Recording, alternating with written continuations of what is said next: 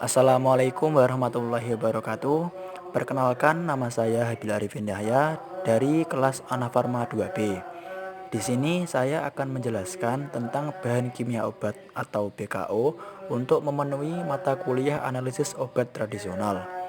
Di sini yang saya jelaskan adalah bahan kimia obat BKO prednison dalam obat tradisional. Semoga penjelasan dari saya dapat dipahami dan dapat memahamkan teman-teman tentang BKO prednison. Baik, selamat menyaksikan dan selamat menyimak. Terima kasih.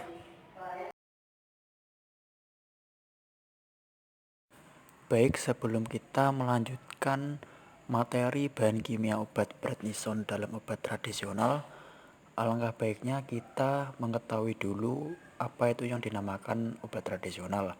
Jadi, obat tradisional adalah bahan atau ramuan bahan yang berupa bahan tumbuhan, bahan hewan, bahan mineral, sediaan sarian atau galenik, atau campuran dari bahan-bahan tersebut yang secara turun-temurun telah digunakan untuk pengobatan berdasarkan pengalaman.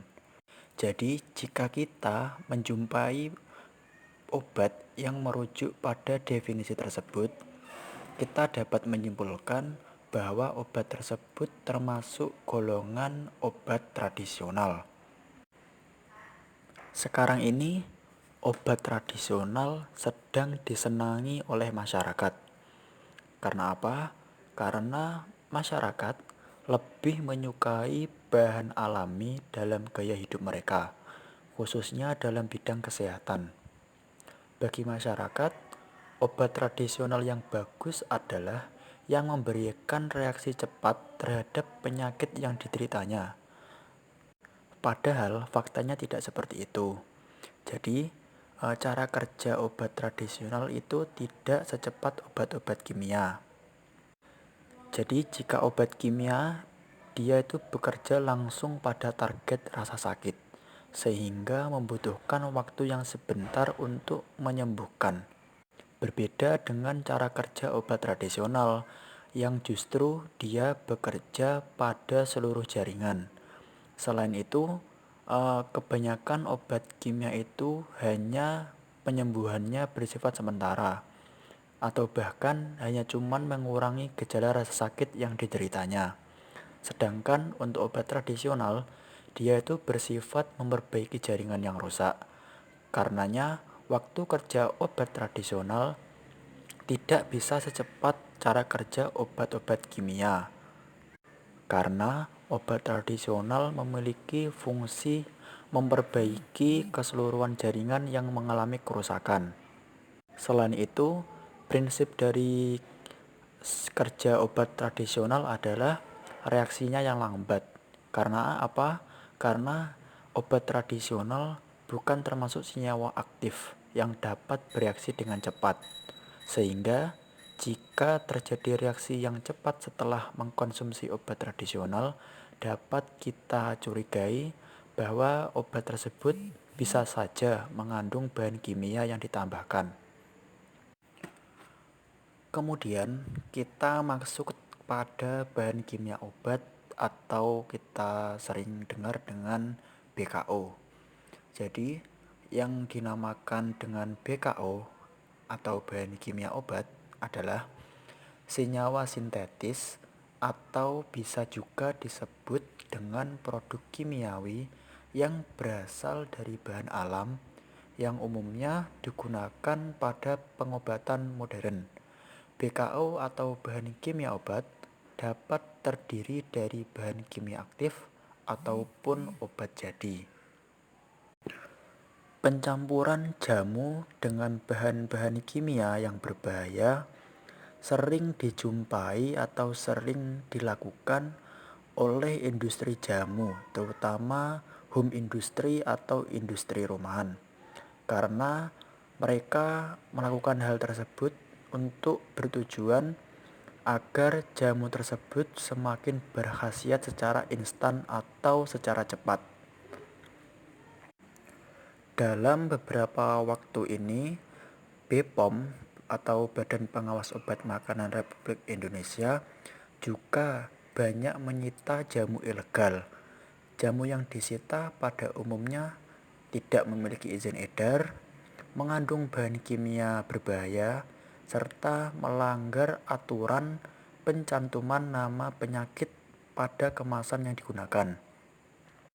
BPOM juga melakukan sidak atau pengujian laboratorium dari tahun 2001 sampai tahun 2010, di mana mereka banyak menemukan sebanyak 178 merek obat tradisional yang dicampur atau ditambahkan bahan kimia obat. Oleh karena itu, masyarakat dihimbau untuk berhati-hati dalam memilih produk jamu tradisional karena kita tidak tahu jamu tersebut atau obat tradisional tersebut telah ditambahkan atau tidak oleh pembuat atau pedagang obat tradisional tersebut. Karena dengan penambahan obat tradisional yang tidak sesuai dengan batasnya atau tidak sesuai dengan dosis, justru malah dapat merugikan konsumen. Selanjutnya, sesuai dengan peraturan yang berlaku bahwa obat tradisional dilarang menggunakan bahan tambahan kimia berdasarkan Peraturan Menteri Kesehatan Nomor 7 Tahun 2012 tentang registrasi obat tradisional yang berbunyi bahwa jamu yang beredar di masyarakat harus memenuhi berbagai persyaratan, antara lain menggunakan bahan yang memenuhi syarat keamanan dan mutu. Begitu pula pada proses produksinya, harus memenuhi persyaratan cara pembuatan obat tradisional yang baik atau CPOTB.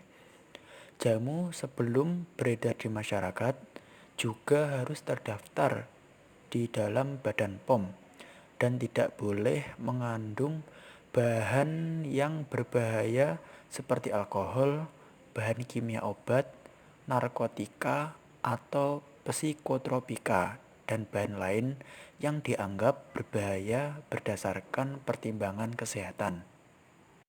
Dan juga merujuk pada Peraturan Menteri Kesehatan Republik Indonesia Nomor 246 Tahun 1990 pada bab 8 pasal 39 ayat 1A dan pasal 40 yang menyatakan bahwa industri obat tradisional atau industri kecil obat tradisional dilarang memproduksi segala jenis obat tradisional yang mengandung bahan kimia hasil isolasi atau sintetik yang berkhasiat obat, dan obat tradisional tidak boleh mengandung bahan lain yang tidak tercantum dalam komposisi sebagaimana yang dilaporkan dalam permohonan pendaftaran. Jadi sudah jelas bahwa jika terdapat BKO atau bahan kimia obat dalam jamu atau obat tradisional, itu dapat melanggar perundangan pemerintah karena dapat merugikan konsumen dan dapat membahayakan konsumen. Akan tetapi masih banyak ditemukan produk maupun konsumen yang masih mengkonsumsi jamu yang mengandung bahan kimia obat atau BKO. Kebanyakan konsumen dikarenakan minimnya pengetahuan tentang bahaya BKO dalam obat tradisional dan karena ketidaktahuan mereka bahwa jamu tersebut telah mengandung BKO atau telah ditambahkan bahan kimia obat.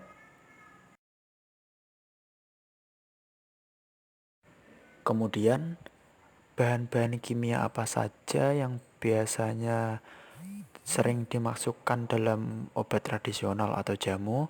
Jadi, bahan kimia yang sering ditambahkan ke dalam jamu salah satunya adalah obat golongan kortikosteroid sintetik. Hal ini dikarenakan obat kortikosteroid sintetik seperti dexamethasone atau prednison, dia itu memiliki aksi farmakologi yang luas. Sehingga apa? Sehingga dia dapat digunakan dalam mengobati berbagai jenis penyakit seperti penyakit rematik, ginjal, alergi, asma, mata, dan lain-lain. Oleh karena fungsinya yang banyak itu, dia lebih sering digunakan dalam tambahan bahan kimia obat untuk jamu atau obat tradisional.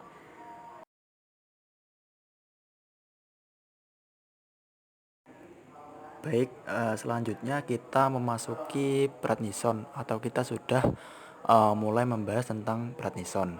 Jadi prednison ini obat apa sih? Prednison adalah obat untuk mengurangi peradangan pada alergi, pada penyakit autoimun, penyakit persendian otot, serta untuk penyakit kulit. Prednison merupakan salah satu jenis dari obat kortikosteroid. Jadi apa yang dimaksud dengan kortikosteroid? Kortikosteroid adalah kelas obat-obatan yang dikonsumsi untuk meredakan peradangan dalam tubuh. Obat ini juga dapat digunakan untuk melemahkan aktivitas sistem imun seseorang dalam beberapa kondisi medis tertentu. Kortikosteroid ini juga menyerupai hormon kortisol, yaitu jenis hormon yang diproduksi oleh kelenjar adrenal.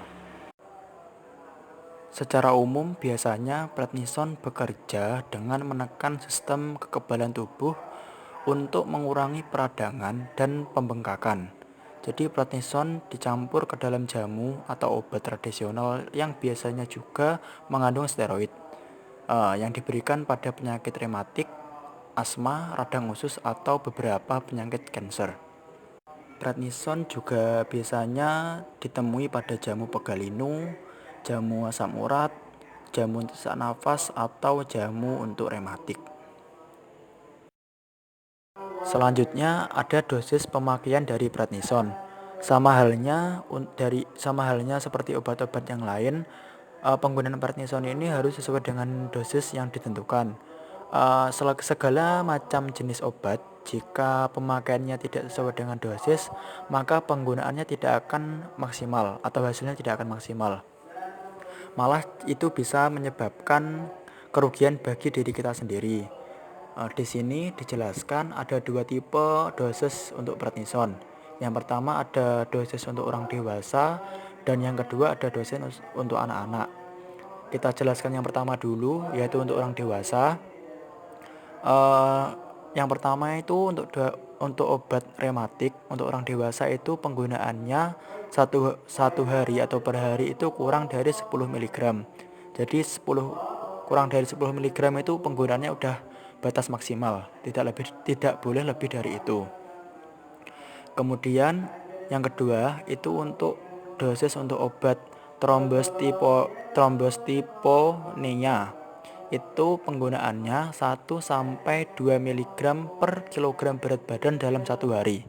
Jadi seumpama kita punya berat badan 50 kg, penggunaan maksimal prednison untuk obat ini itu 50 mg. Itu udah maksimal dalam satu hari. Sekedar info juga, penyakit trombositopenia ini adalah penyakit yang menyebabkan tubuh mudah memar atau mudah berdarah karena rendahnya tingkat sel darah yang mencegah pendarahan. Kemudian ada dosis untuk obat asma, itu penggunaannya 40-60 mg per hari dalam satu dosis. Jadi itu udah maksimal jika digunakan untuk orang dewasa. Selanjutnya ada penggunaan prednison untuk anak-anak. Biasanya dosis prednison yang direkomendasikan untuk anak-anak yang memiliki asma di usia 11 tahun ke bawah itu penggunaannya 1-2 mg per kilogram berat badan dalam satu hari. Jadi sama kayak contoh yang tadi, seumpama berat badannya 13 kg itu penggunaan maksimal prednison dalam satu hari itu kurang lebih 13 mg, itu udah maksimal. Jadi, jika kita tidak teliti dalam mengkonsumsi jamu yang mengandung prednison, itu akan sangat merugikan bagi kesehatan karena kita tidak tahu takaran dosis yang diberikan oleh pembuat jamu atau obat tradisional tersebut, sehingga itu bisa sangat membahayakan bagi tubuh kita atau bagi kesehatan tubuh kita. Nah, selanjutnya akan dijelaskan tentang bahaya atau efek samping dari penggunaan prednison dalam jangka panjang atau dalam dosis yang berlebih. Jadi yang pertama ini ada osteoporosis atau pengeroposan pada tulang. Penggunaan prednison dosis tinggi atau jangka panjang itu beresiko mengalami keropos tulang.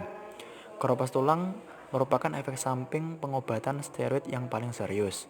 Kemudian pada orang-orang yang menerima prednison dengan dosis harian sebesar 7,5 mg atau lebih, risiko patah tulang ruas belakang 5 kali lebih tinggi ketimbang orang-orang yang tidak menerima steroid.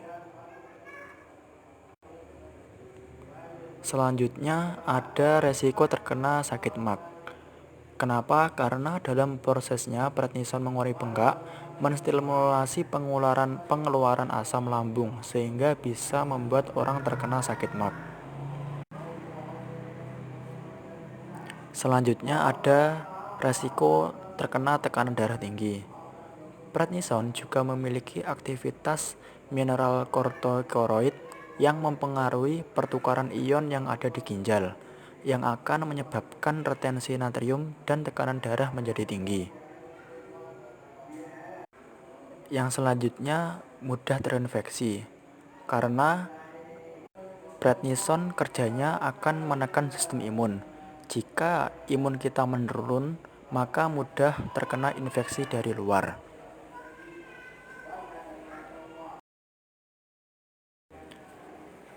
Nah, dari penjelasan tersebut, kita dapat mengetahui bahwa prednison dalam jamu itu sangat berbahaya jika kita tidak menyadari atau tidak mengetahui, karena kita tidak tahu prednison seberapa banyak prednison atau BKO yang ditambahkan dalam jamu tersebut, sehingga itu akan merugikan pada diri kita sendiri. Oleh karena itu, di sini akan dijelaskan tentang analisis prednison dalam jamu. Yang pertama atau langkah yang pertama adalah pembuatan larutan baku. Jadi, pertama-tama ditimbang 10 mg baku prednison, kemudian dilarutkan dengan 10 ml metanol dengan konsentrasi 1000 ppm. Digunakan pelarut metanol karena metanol pelarut yang mudah ditemui atau mudah didapatkan. Selanjutnya, dipipet sebanyak 2,5 ml dan diencerkan dengan metanol sehingga diperoleh konsentrasi 500 ppm untuk larutan baku.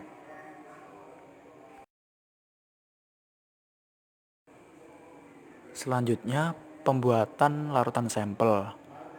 Yang pertama, sampel jamu A, B, C, D, dan E. Hasil maserasi masing-masing ditimbang 10 mg.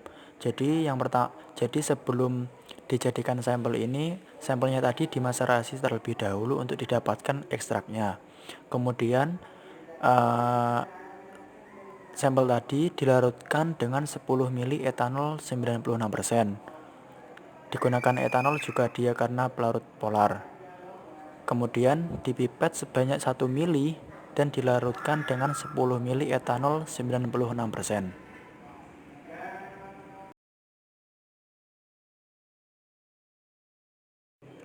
Selanjutnya ada cara identifikasi dengan kromatografi lapis tipis. Kenapa kita menggunakan kromatografi lapis tipis? Karena kromatografi lapis tipis merupakan metode yang sederhana dan cepat. KLT digunakan secara luas untuk analisis obat. Dalam metode kromatografi lapis tipis atau KLT, untuk mengidentifikasi prednison dalam jamu rematik dapat diamati kromatogramnya dengan berdasarkan perbandingan nilai RF dari masing-masing sampel dengan nilai RF baku pembanding prednison. Jadi seumpama hasilnya larutan baku dan larutan sampel sama, itu bisa dikatakan sampel tersebut mengandung prednison. Nah, sampel tadi itu kita lakukan maserasi untuk mendapatkan ekstraknya. Kita gunakan metode maserasi karena metode maserasi ini merupakan cara penyarian yang sederhana, karena cairan penyari akan menembus dinding sel dan akan masuk ke dalam rongga sel yang mengandung zat aktif. Zat aktif ini akan larut, dan adanya perbedaan konsentrasi antara larutan zat aktif di dalam dengan di luar sel akan menyebabkan larutan yang terpekat keluar hingga terjadi keseimbangan konsentrasi antara larutan di dalam dan larutan di luar.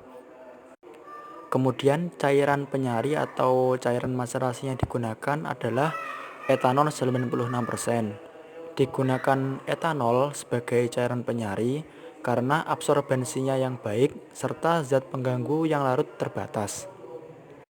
Langkah selanjutnya adalah menyiapkan lempeng KLT dengan ukuran 12 kali 10 cm dengan ditandai tepi atas sekitar 0,5 cm dan tepi bawah sekitar 1 cm. Selanjutnya, dari larutan baku dengan konsentrasi 500 ppm kemudian ditotolkan menggunakan mikropipet dengan variasi konsentrasi 1 mikroliter, 2 mikroliter, 3 mikroliter, 4 mikroliter, dan 5 mikroliter.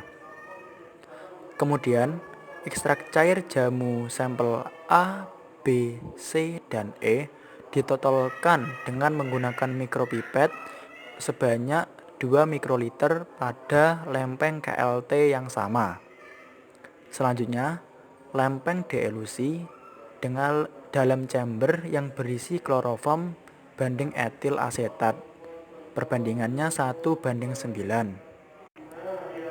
Digunakan kloroform karena dia termasuk pelarut yang polar. Kemudian, noda yang terpisah diamati dengan lampu UV dengan panjang gelombang 254 nanometer dan diukur dengan KLT densitometri dengan panjang gelombang maksimum 254 nanometer. Nilai RF didapat dari perbandingan antara jarak titik pusat bercak dari titik awal dengan jarak garis depan dari titik awal. Warna bercak diamati di bawah lampu UV 254. Dia akan, jika positif prednison, dia akan memunculkan warna ungu dengan nilai RF sebanyak 0,65. Jika nanti noda sampel nilai RF-nya sama dengan baku pembanding, maka sampel tersebut dapat dikatakan positif mengandung prednison.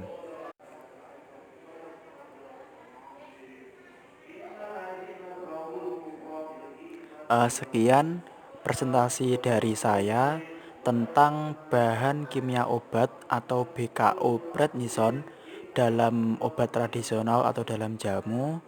Semoga hasil ini dapat memenuhi penugasan untuk mata kuliah analisis obat tradisional dan semoga dapat bermanfaat bagi pendengar dan bagi semua orang yang melihat video ini.